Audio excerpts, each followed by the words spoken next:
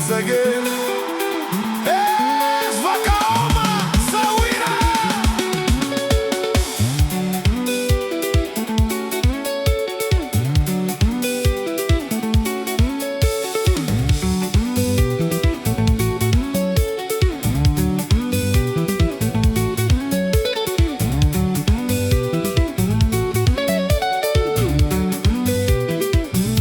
Ndakakura zvakaoma ini ndichifudza mombe mudondo.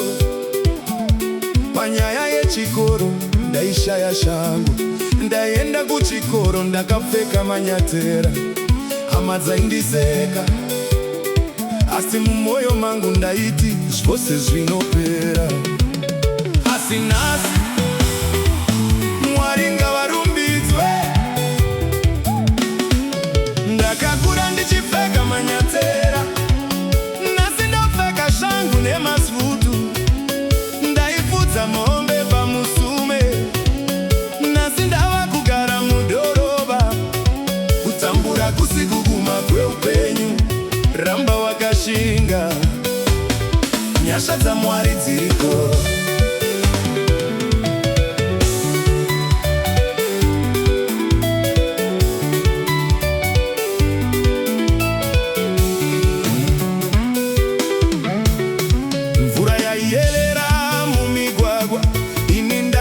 Ndichifamba nemanyatera, chando chendirova, zvigunwe zvangu zvichitonorwa.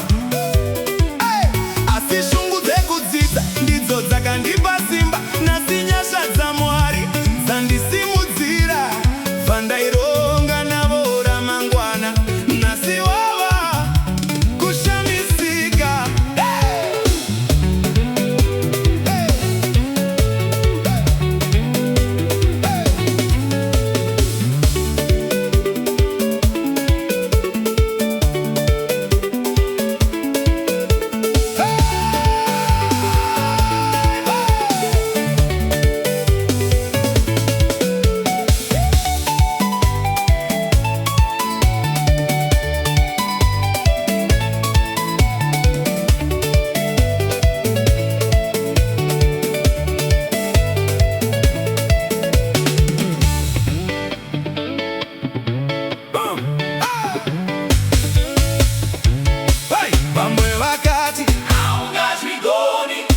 Vamwe vakati urifudza mombe, asi tarisai nhasi, tarisai upenyu hwefudza mombe.